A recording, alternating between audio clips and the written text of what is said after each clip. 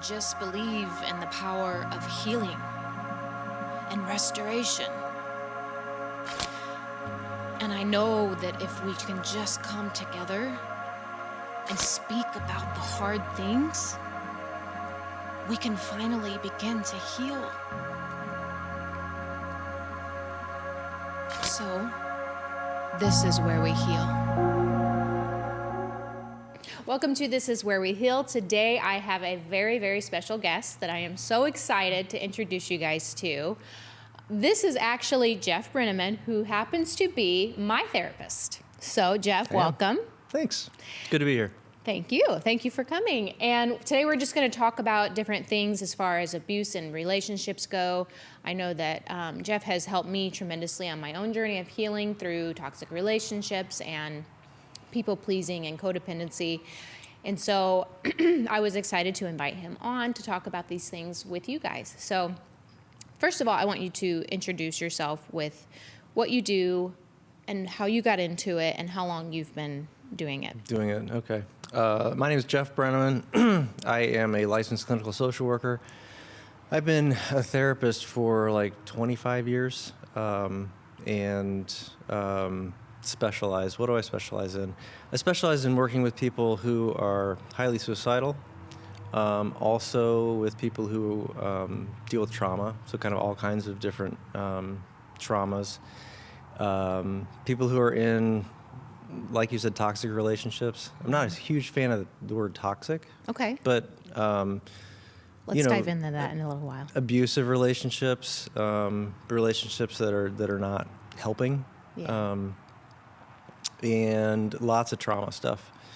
I am certified nationally as a DBT therapist, which is dialectical behavior therapy. Okay. That's often a precursor to doing trauma work. So what is that exactly? What are you doing when you're doing that specific? It's a lot of education and a lot of skills development. Oh. So I teach a lot of mindfulness skills, which actually helps a lot with dealing with trauma. Teach skills in tolerating distress, skills in regulating emotions, skills in interpersonal effectiveness, or how we deal with our relationships. Okay. So we do a lot of work with getting people skills in order then that we can dig up some of the other stuff. Yeah, that makes sense. Pull up too much of the trauma right away and you don't have any skills to deal with it. Right. Like, it's kind of irresponsible because I've like opened you up and then I'm just like, go. Yeah. So one of the things I remember you saying when I first started that I thought was really good was that you said, my job is to equip you so that you don't need me anymore. Oh, that sounds good. I said that? Yeah, you said that. Okay. Yeah, Awesome. you said that. You said, I'm not looking for like lifelong clients per se. I'm looking to help you so that you don't need me. You don't need to come back anymore. You said, that's how I know I've done my job. Yeah, absolutely. And I thought that was really good because I think a lot of people, one of the misconceptions that they have is that once they're in therapy, they have to stay in therapy forever. And it's like this intimidating thing where they're like, well, I don't want to be seen as somebody who's in therapy. Just in therapy for the rest of my life, which not to say that there's anything wrong with that. I would love to be in therapy for the rest of my life, whether I need it or not. But I thought that was really good, though, because it gives you kind of like this hope that, okay, whatever is going on right now, at some point, I'm going to be able to deal with this completely on my own, and I'm not going to need someone else. Yeah. You know, so. I mean, I think one of the things you have to pay attention to is that we need different things in different parts of our life. Yeah. So, like, you know, something comes up and you might need to go to therapy, and that might be intense for a while. Yeah. And then maybe those symptoms kind of come down, or you've learned some things in order to manage your life. And then you're like, okay, I got this. Yeah. And then for a while you do. And then maybe something else happens or something from your past pops up. And then you need to come back. I mean, personally, I've been in therapy off and on since I was, 27 or so. Oh, really? Some of that. Yeah. Just kind of off and on, though. Like. Yeah. Yeah. Mm-hmm. I agree. I think there are times when I really do need it and times where I'm like, you know what, I think I can handle this. But I do think being in therapy in the first place is what got me there, for sure. Yeah.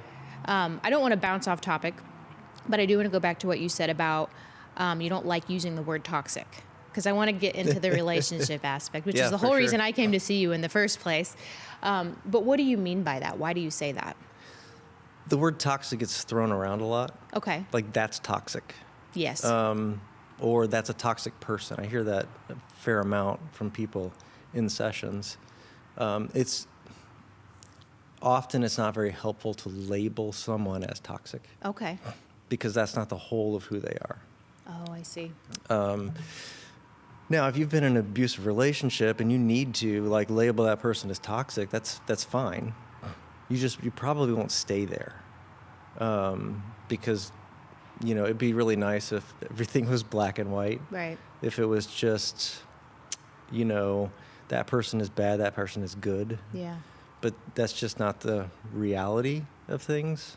It's really hard when you're in a relationship that feels toxic, whether it is or isn't, not to want to label someone. Sure. And I don't know what like the science is behind that, but I find myself doing that, where it's like you have this tendency to go, oh well, I'm good and they're bad. Yeah. Like I'm good and they're hurting me, so they must be a narcissist. They must be this or that. They must be the toxic one. Right. And I don't know why we do that, but I see it everywhere too, online even. Like there's sure. entire pages dedicated to just narcissism from people who do not have any sort of degree in that. Yeah. And they're telling you all of the things that a narcissist is based on a Google search, which I'm not saying you can't find those things on Google. I'm sure you can. For sure, it's out there. And your own experience, has some weight to it for sure.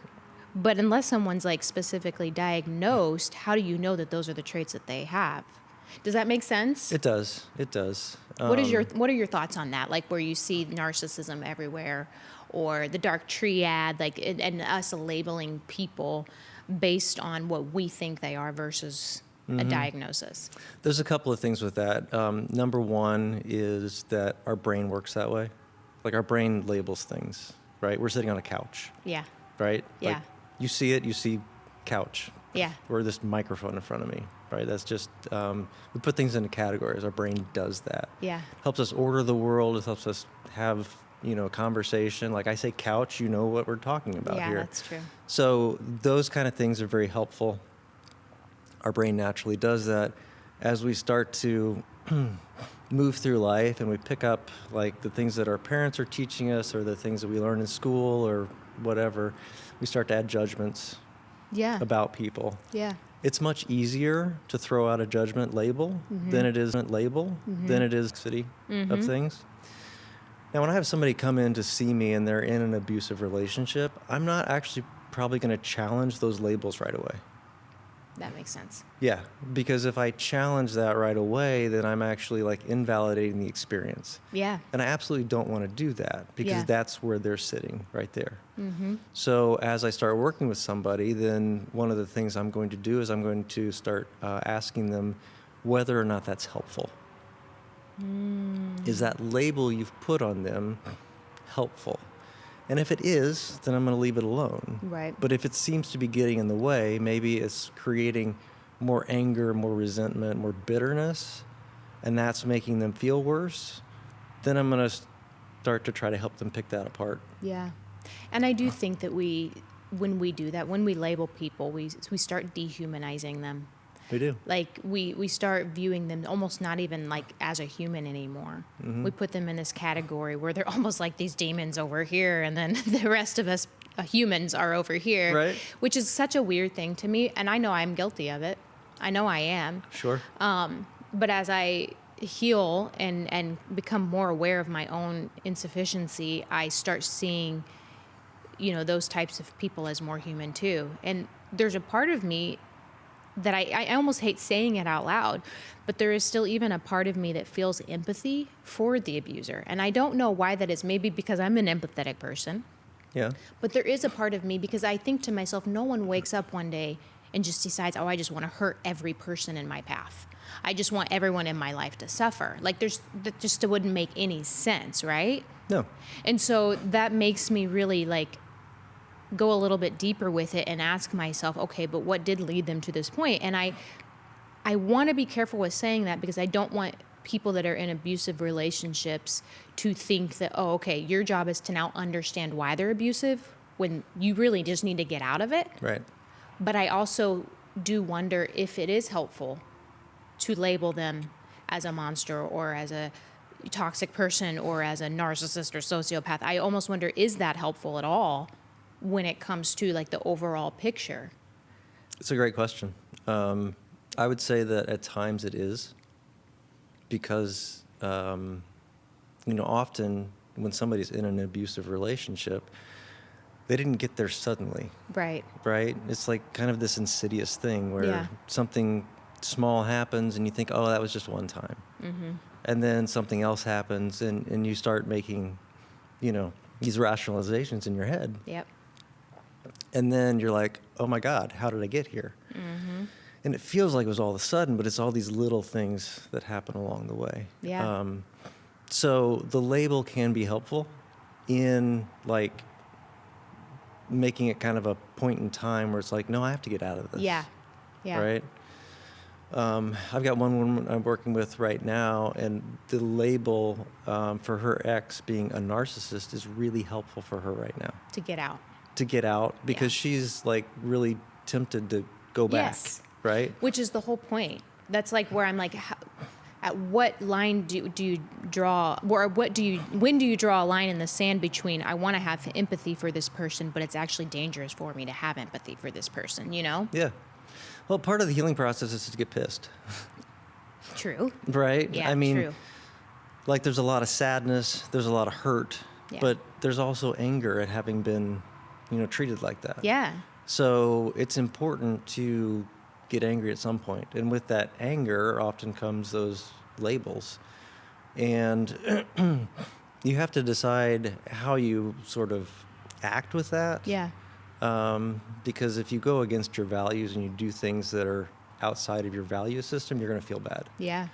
So your actual actions you need to pay attention to. But oftentimes that label is very helpful to begin with. Yeah. And later on down the journey, as you're picking things apart, then there might be some empathy Yeah. there. But if you got empathy too much right away, you're going to go back. Yeah, exactly. Right? That's the whole point. And that's You're not looking helpful. for the good already. Looking for the good, yeah. So that's where you struggle. I sometimes wonder if I had had less empathy in my past than I did if I would have stuck around as long as I did in the relationships that were harmful. Because what I did, and I think a lot of victims can relate to this, is I was always looking at myself first. Like I was going, okay, am I the problem? Did I say something I shouldn't have said? Did I push their buttons? Am I the reason why it became what it is? I always took the responsibility for their behavior because I wanted to make sure that I was being self-aware. Yeah. That I wasn't just blaming everything on them. There was even times when I thought, am I the narcissist? Am I the, sociopath? Am I lying to myself thinking that I'm empathetic, but really I'm the one causing this,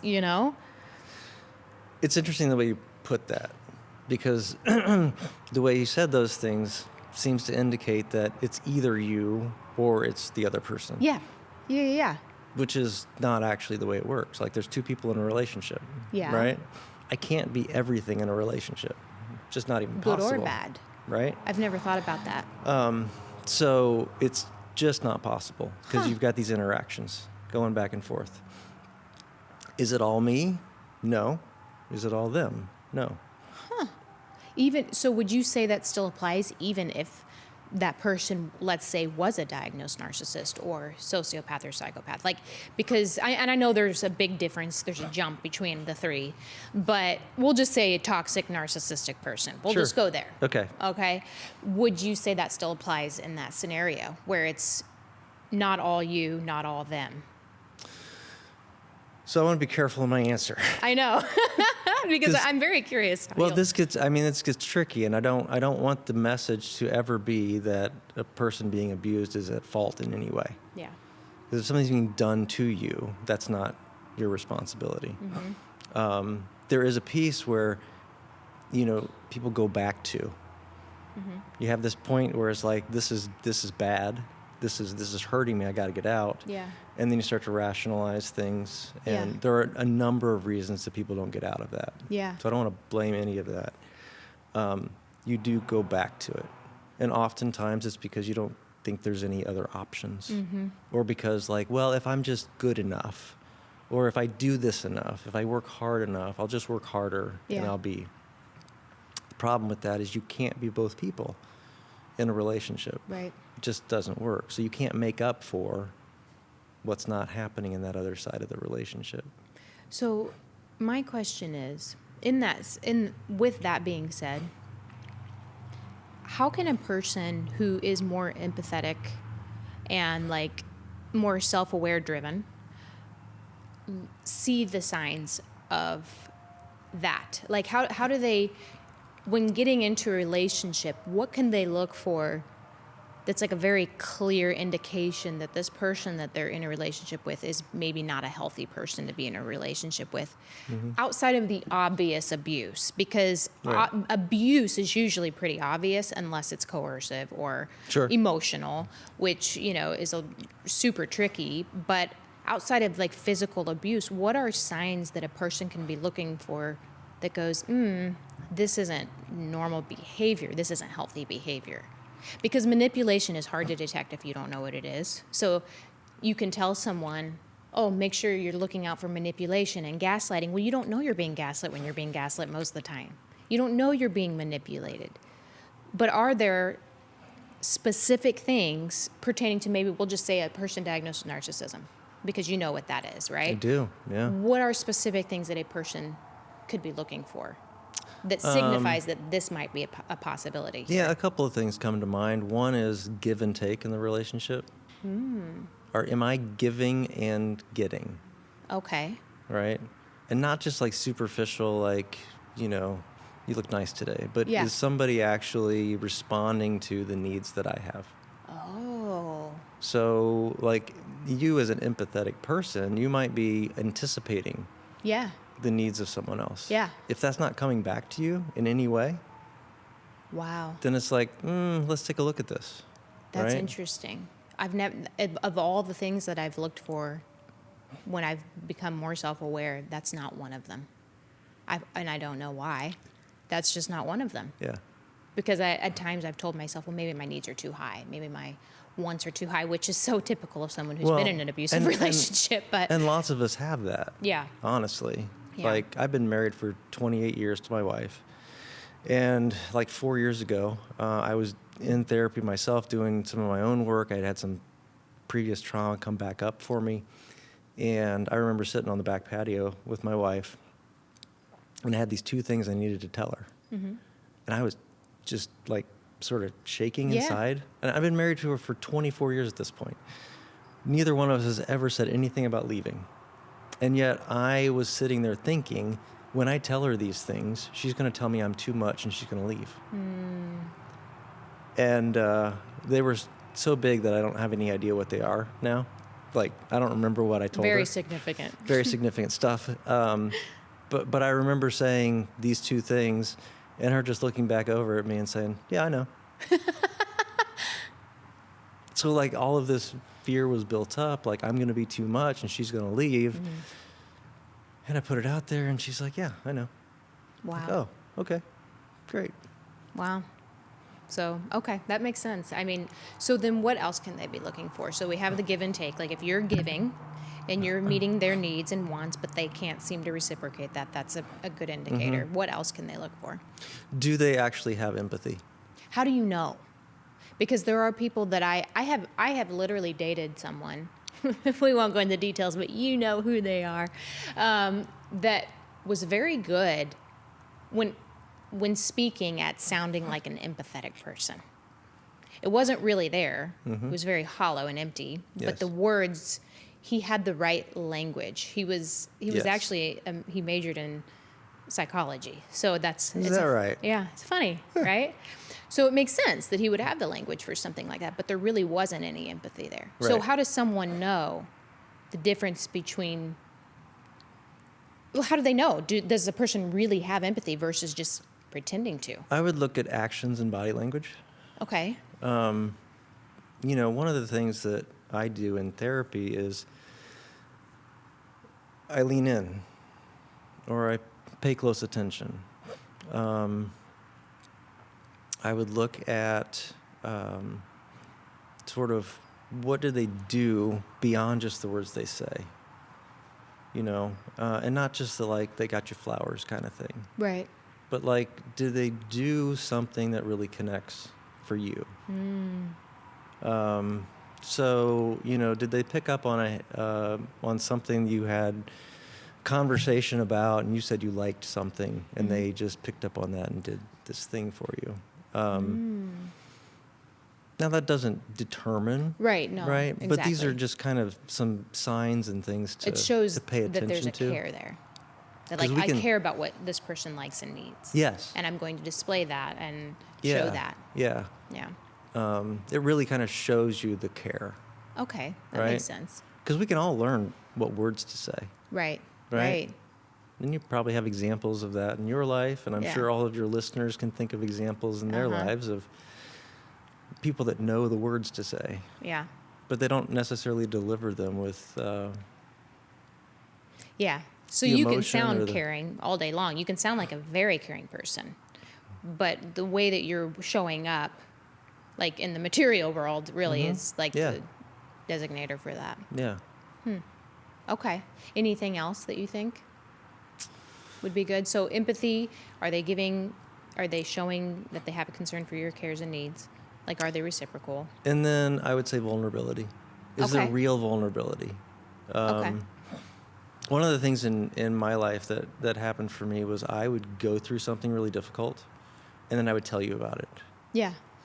But I always made it through like all on my own. Yeah. So it wasn't actually vulnerable Oh. because I had already Interesting. taken care of it. It didn't have any power over me anymore. Oh. So it's like I can tell you this story about how hard things were and all this terrible stuff, but I've already taken care of it. Yeah. So not that big a deal. So vulnerability about things that are actually happening, maybe some current fears, dreams, things like that. Something that I had to learn. Yeah. I mean, and those are things that I just naturally I'd talk about, like Sure. with people that I'm close to, like my friends or. And a lot of people do. Yeah. Like I had a situation in 6th grade where I had friends turn against me. And that just really undid a number of things in like relationships for me for a very long time. Huh. So it wasn't safe for me to be vulnerable. Right. It was okay for me to go through something and then tell you about it, but Yeah. not to really be vulnerable. That's something I've had to come to later on. And So, what are the signs then, like, technically speaking? And again, I know that it's like, is it necessary to label someone? But I do think it's important to talk about what is actually a narcissist, because with all the pages that are out there, with all these different ideas of what a narcissist is and how they behave, like, again, these are coming from mostly people that have no idea. They're just based off of an experience where they diagnose someone themselves with it. sure, So what is an actual narcissist? great question. I can't remember how many criteria for narcissistic personality disorder is the technical deal there. But a couple of things come to mind that are really hallmarks of it. One is a lack of empathy. Okay. They just can't do it. Wow. So like it's not there. It's not there. Now this is like all of this stuff exists on a continuum. So like all of us have narcissism. Right. We do. Yeah. I have things that I really want, right? And so I'm going out to get the things that I want. In some ways that helps us. We need a little bit of that Right. self-interest and a little bit of selfishness kind of thing to make sure I'm getting my needs met. Yeah. So all the way on the other side is like I don't have any care about you at all. Or I've learned how to be superficially caring, but only on the surface. Yeah. And then as things deepen a little bit, that's gone. Wow. And maybe I'll turn on you or things like that. Right. That's another thing I've heard a lot about. And sorry, you can keep going if there's more to that, but a lot of people that have been in abusive relationships will say that for a really long time he was like the man of my dreams. Mm-hmm. Like I had no idea. There were no signs. And which is funny because then you often get people that are like, well, you're the one that chose him, or you're the one that stayed. And it's like, well, when you're talking to someone who didn't even see the signs, who didn't even know that this person was a completely different person than what they were showing, like you can't victim blame in that scenario. Right. But it happens all the time. Anyway, I agree. My point is that it's amazing to me that someone can literally have a mask on for so long before they just finally crack. Before something happens where they finally show their true colors. Like that scares me in a way, you know? Yeah. So anyway, back to what you were saying. So, and hold that point, because if we get back to it, I'll make a point about that. Another thing is a really fragile sense of self. So a true narcissist can't tolerate criticism. So there's no like real responsibility. I'm not going to take responsibility for something that I did or for something. I'm going to blame whoever. Yeah. Or whatever. Narcissists, true narcissist really takes this role of a victim. So it's not the person that I'm treating poorly that's the victim. It's me that's being treated poorly. So it really just gets flipped completely around in their head. So that's where I go, okay, am I the narcissist at times? Because if I'm in a relationship that I deem as abusive, we'll say just emotionally. We'll say it's an emotionally abusive one. How do I know? How do I know that I'm not just a narcissistic person that thinks everyone's out to get me, versus that person actually is abusive? You know what I mean? Well, this is where I would say check with others. I might. I mean, that's really the thing. Like, Sam? If we are left to our own devices in our own heads, I once had a therapist tell me, like, Jeff, your head is not a neighborhood you should go into very often alone. And I'm like, you're not wrong. Right? But if we are in a vacuum and we're thinking about things, oftentimes the things we come up with, they're okay. Yeah. But like having a third party or a couple of third parties that we're bouncing things off of, that's when we make better decisions. So check that out. Like if this is only showing up in this one relationship, then, right? And other people are like, no, I don't see you that way at all. Okay, that makes sense. Yeah. I remember at one time I had reached out to an ex and I said, hey, I'm in therapy right now and I'm trying to get to a better place in healing, but I have some questions if you'd be willing to answer them. And he was like, yeah, sure, why not? And I was like, did I come off like this way or this way or this way? And you can be 100% honest, it's okay. And he was like, no, not at all. Like none of those things. And I was like, whew, okay, it's not me. But anyway, how do you distinguish though between what is the difference then between someone who's just insecure? Because no one loves criticism. No. Like I don't love criticism. Like even one of my best friends, Sam, like when she comes to me with something that's probably true, it's still hard for me to hear it. My first response is, I don't like that. Yes. That's my first response. But then I'll sit and really truly think about it. Okay, is there truth to that though? And then, I'll go from there. And then eventually I'll come to the conclusion that even if it is based on her perspective. Even if it doesn't feel good. And it doesn't feel good, I can see where she's coming from, right? Yeah. So how do you distinguish between, no one likes being criticized versus someone cannot hear it? Like, how do they respond versus a healthy person? I mean, that's one of the keys right there, what you just demonstrated was like, I might have this initial defensive reaction that says no. Yeah. Or I go silent or I lash out. But do I then come down emotionally, consider it, and then come back around and say, okay, there's something here. Yeah. I'll take that into consideration. So a narcissistic person can't do that, or they won't. just don't. They will apologize sometimes, but there's really nothing behind it. Yeah. Right? So it's I'm sorry you feel that way. It's something like that. Yeah. Yeah. So it's really in the action that comes around. I remember early on in my marriage, I had very not great communication skills early on, and my wife would bring something to me that was critical, and then, 2 minutes later, we're talking about something off in left field because I flipped the conversation to somewhere else, and then eventually I'd realize, like, oh wait, no, she's got a point, Right. and I'd come back around and be like, you know what, I'm sorry, and I'll work to change this thing. So.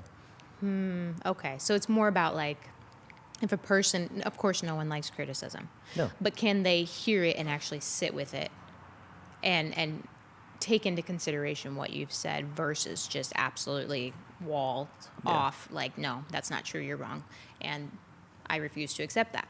Yeah. And the other thing I encourage people to do is give feedback that's like behaviorally based. So describe it rather than throwing a label at somebody. Okay. You're such a jerk is different from you did this thing specifically and that hurt. So like, you're such a jerk, that's going to produce Yeah. right? Yeah, anyone responds to that, like in a negative way. Yeah. Whereas, you forgot to do these things for me and that hurts. Yeah, that makes sense. I know that you've worked with probably men and women that have been in abusive relationships. Yes. Have you ever worked with someone that you diagnosed with narcissism or one of the dark triad Yes. characterizations? You have. But not for very long. Really? That's what I wanted to know. Like, is there truly hope for them or not? So like I said earlier, all of these things exist on a continuum, right? Like all of the traits. So the lack of empathy, like you can have somebody that has absolutely no empathy, all the way over to too much kind of thing. Yeah. And all of the traits in there exist on a continuum. So like these traits can come out in many different ways. I have seen, I think it's 5 people in my 25 years that diagnosed with narcissistic personality disorder. Wow. None of them stayed past 5 sessions. Really? Yeah. Now, if somebody meets all the criteria and is all the way kind of over on the, the extreme side, there's very little hope. Because one of the things that happens is when you're doing therapy, you have to look at yourself. Yeah. And if you're like got this fragile sort of veneer and there's not a whole lot of self there, then you can't really pay attention to that. It's just too Painful. harsh, Yeah. painful. Yeah, Yeah. exactly. So when, as a therapist, I start poking into that, oftentimes there's this defensiveness that comes up. It's just really hard to keep a true person with narcissistic personality disorder in therapy. Wow. Now, there are people that have it and go to therapy and they work on it. They've been able to establish a little bit of a sense of self and start to work on that. So Do you think that if a person with that diagnosis is in the chair with you, that they actually want to be there? Like, or do you think that it's like, I just I can't wrap my head around a narcissistic person ending up in therapy to begin with. Like, how do they even end up there? Because, well, a lot of them don't. Right, because it's like you said, you have to be somewhat self-aware. Yeah. So the idea of them even ending up in therapy is so bizarre to me. So all of the people that I've seen that had NPD also had another diagnosis. Oh. And it was those symptoms that brought them to therapy. Oh, that makes sense. So they went in almost kind of blindly, Yeah. thinking, oh, well, I'm bipolar Yeah. or I'm depressed or... Right. So then one that of them comes ended out. up in the hospital, but that was because of, I don't even remember what it was, either depressive symptoms or anxiety, I can't remember. Yeah. And then came to my practice, worked with somebody else in in my practice and then came to me Yeah. wanting to work on the NPD because we had identified that he had this thing. Wow. Does it make them angry when they get diagnosed with that? Sometimes. Sometimes the word is a badge of honor. Really? There's all kinds of different things that happen when we get a diagnosis of something. Yeah. You know, That's true. Some people are humiliated by it. Some Yeah. people are like, yeah, I got this. Some people use it as like, this is why I do these things. I can't help it because I've Yeah. got this diagnosis. Yeah. That's interesting to me too. Wow.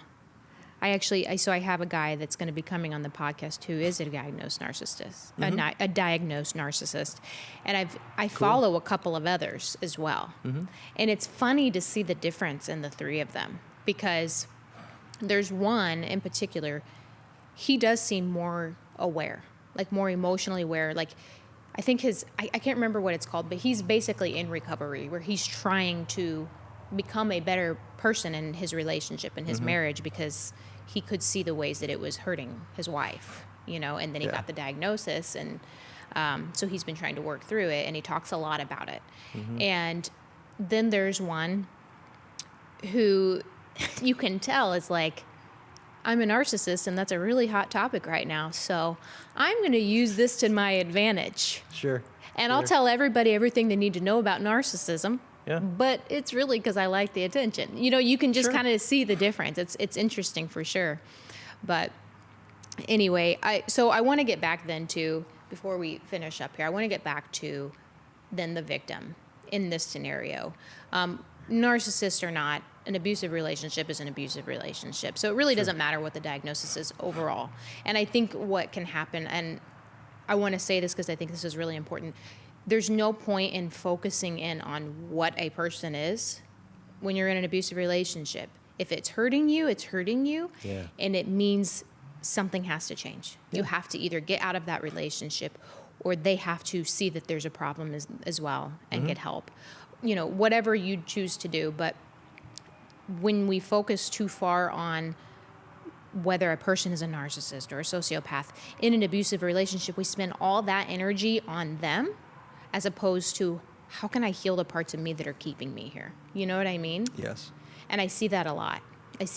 Where people just go down the rabbit hole of narcissism and what it is. And it is interesting. It's highly interesting, obviously, or we wouldn't have talked about it today. Yes. And I do think there is value in knowing certain things about it. There's value in knowledge. We often get trapped in knowledge. But that's the problem, yeah. We try to figure things out. Yeah. Which, to my clients, I say, if you want to spend your time trying to figure stuff out, fine. But once you've figured it out, you probably still don't know what to do. Yeah.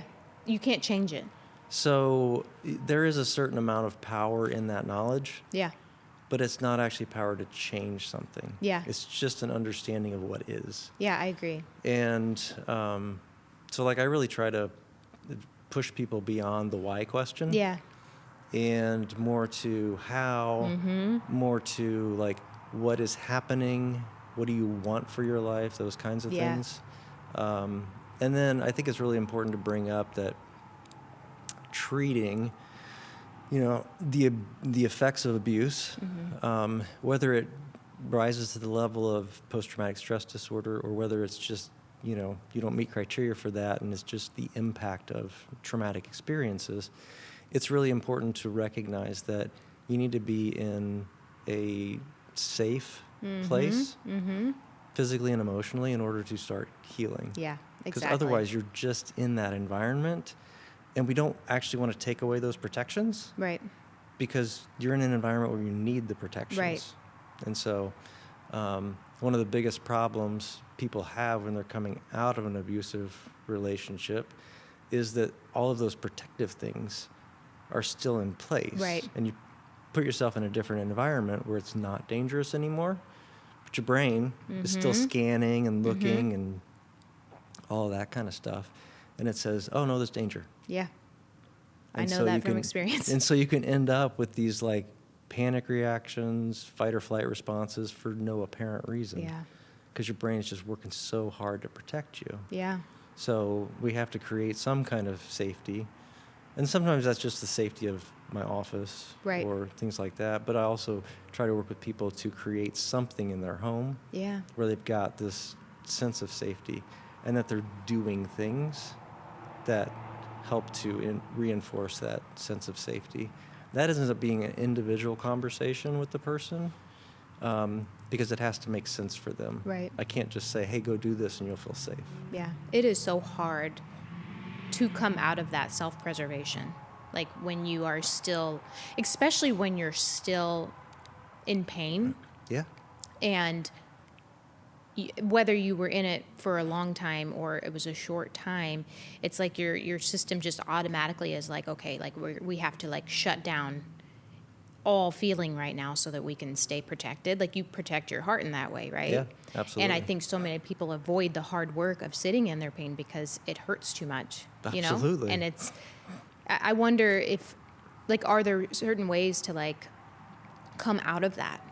And because so many of the people that follow me have talked, like there are people that have been struggling for years after an abusive relationship, which we all have our things. There are certain Absolutely. things that are going to trigger you no matter what. No matter how much work you've done, there will be things that come up at some point in life that trigger you, right? Oh, absolutely. But there are people that have been grieving the same person for years that was abusive to them. And so I ask myself, because I have found a way to like heal and get on the path of going back to my normal life, right? But I don't even know what I did differently versus the person that it's been 8 years and they're still grieving. They're grieving the loss of that relationship and who they thought that person was and wanted them to be.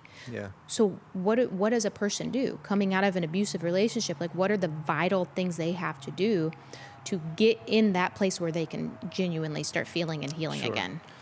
A couple of things have to happen. Number one is you have to identify the thought processes that are happening. Oftentimes these are automatic thoughts, so we don't really have control over them until we recognize we're doing them. Okay? So oftentimes it is all sorts of judgmental language that we have, and that can keep us stuck in a victim place, that can keep us stuck in this grieving. The other thing that does is it means that every time I go back to trying to feel that thing, it's going to be intense. Yeah.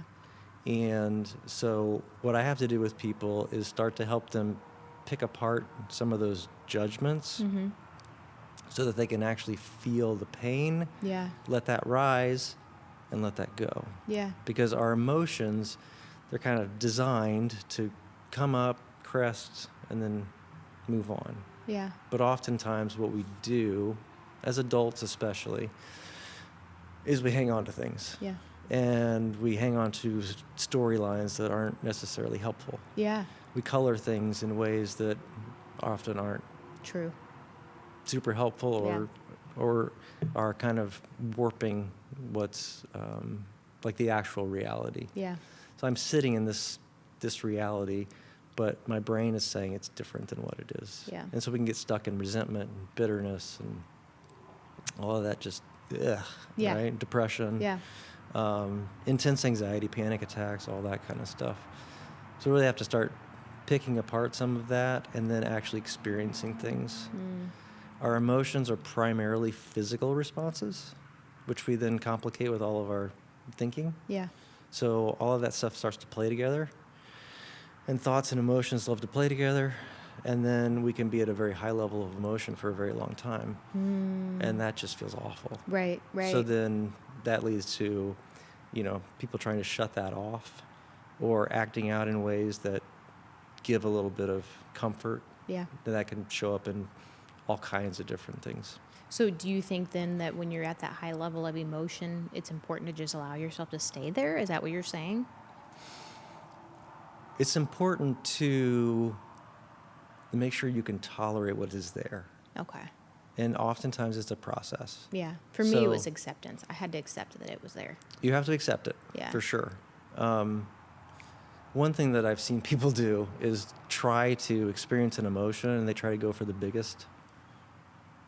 If I'm just new and I haven't really experienced my emotions before and I try to go big, it's probably going to be awful.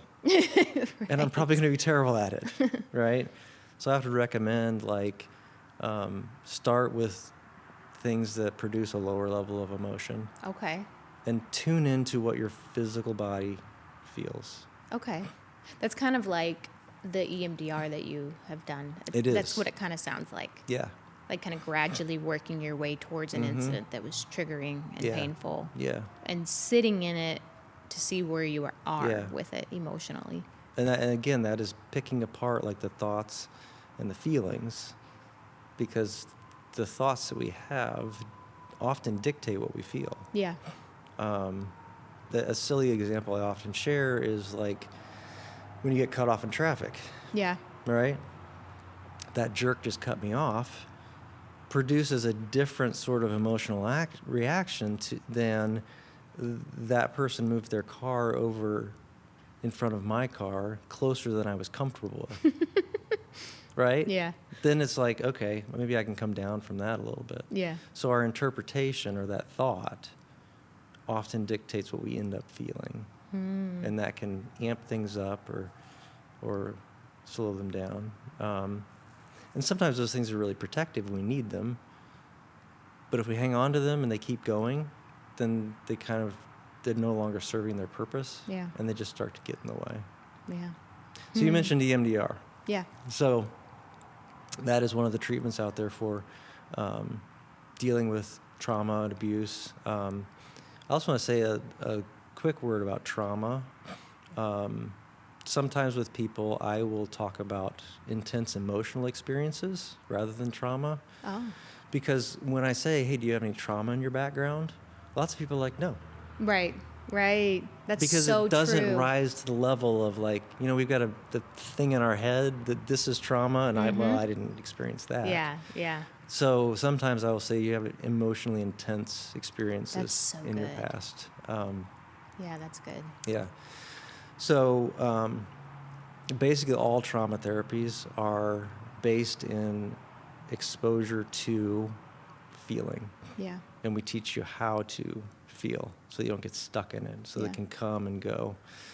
Lots of people come in and say, I feel all the time, which like you're feeling like the front edge of this thing. Yeah. Really. And it's really intense, and I don't want to feel that. Yeah. Absolutely. I don't either. Yeah. I've done my own trauma work, and at times it was gut-wrenching. Yeah. And yet sitting there with it, it did come and it moved on. It's funny you say that because I remember in my first session of EMDR with you, I consider myself a very feeling person, a very emotional person. And then we were going into an incident in my past and there was absolutely nothing there. And I remember when I finally opened my eyes, you were like teary-eyed. And you were like, it's interesting because you were speaking about that like just a normal occurrence, like just a normal everyday event.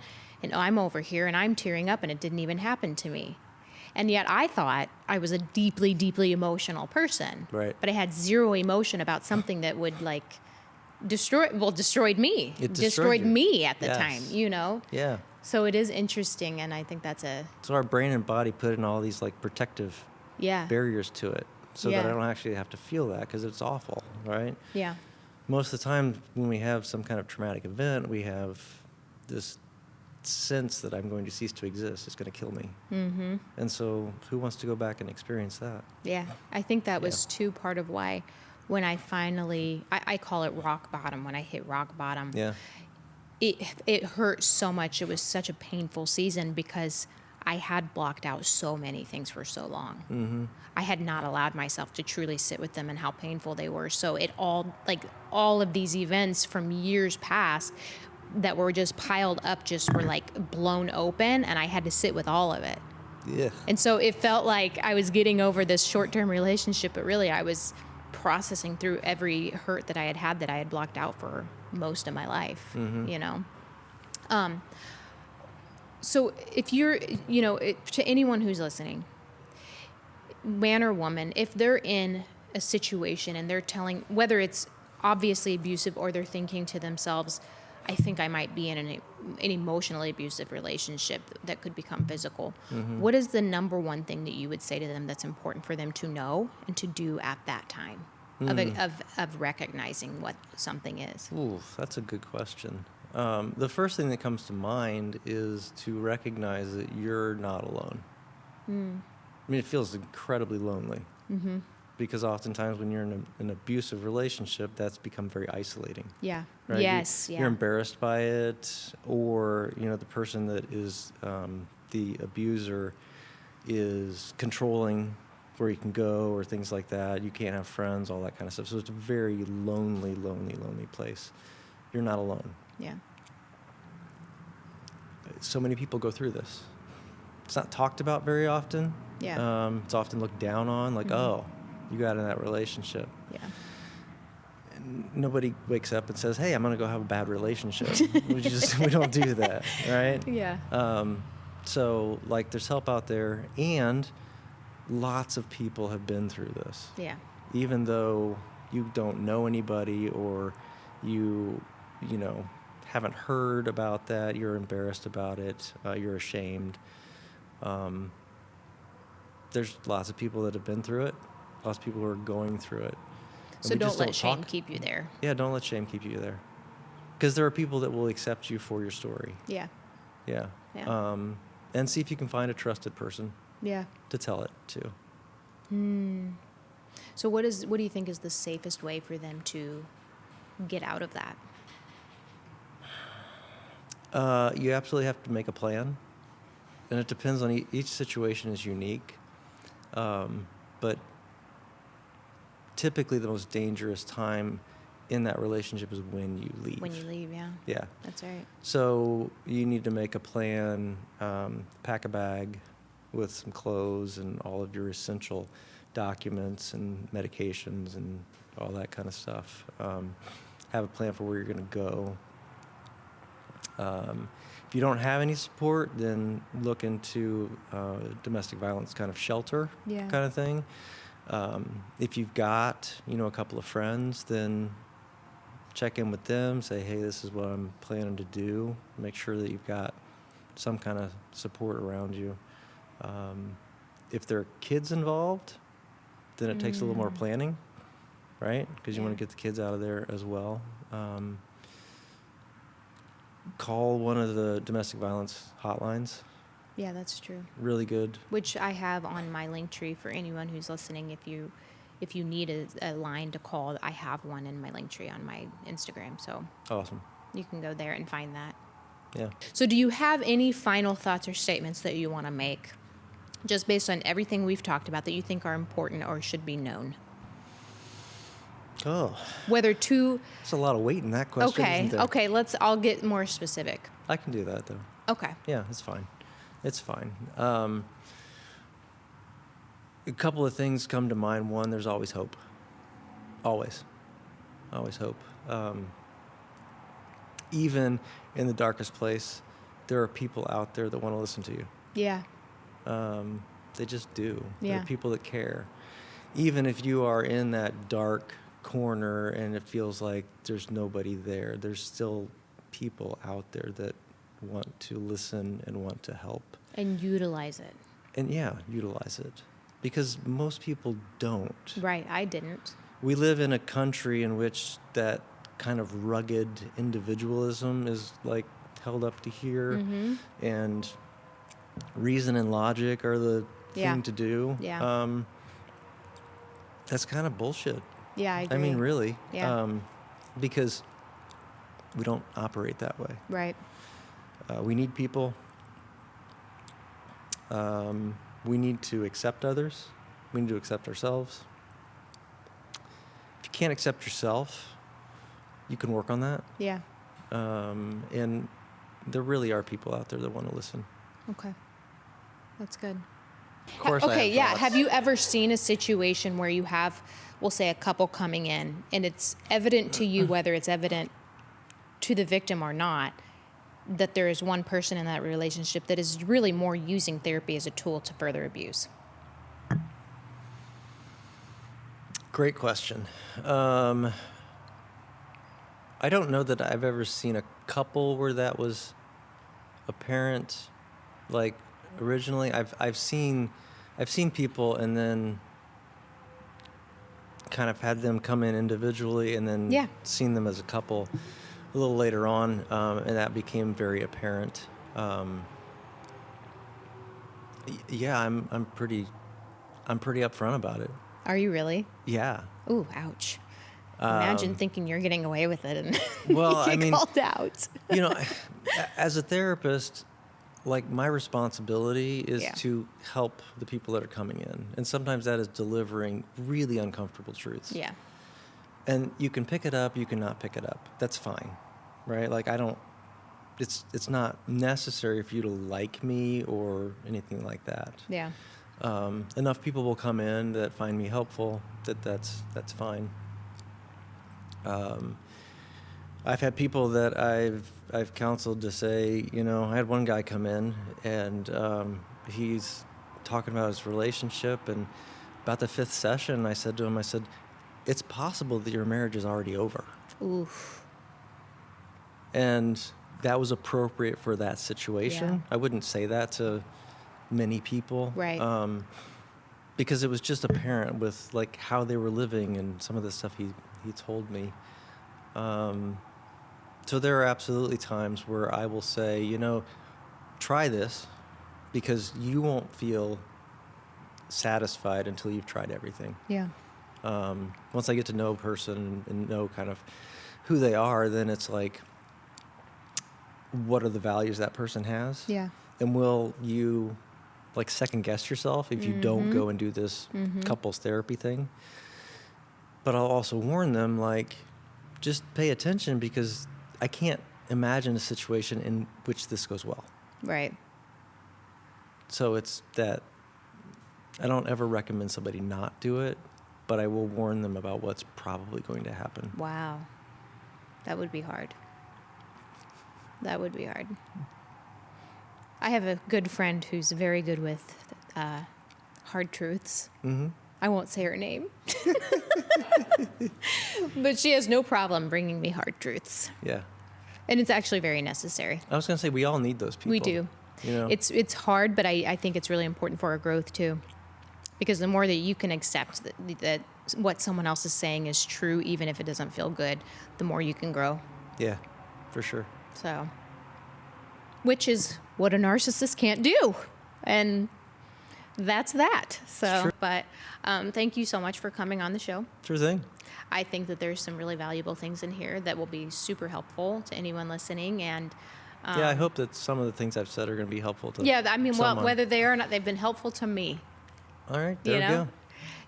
But no, I really appreciate you taking the time to do this. And if anyone wants to find you, where can they find you? So my website is www.lifeworkstl.com. Okay.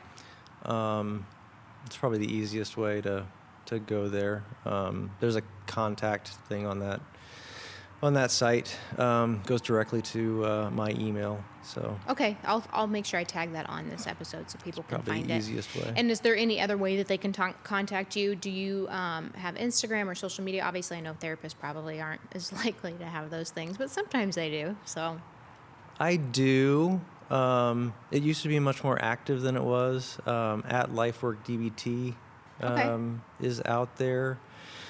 I don't know that I've posted on that in that's okay. I don't even know how many years. I'm sure if there's anything on there at all, it'll be great. Yeah, my practice used to be huge, and now it's just me. So, Really?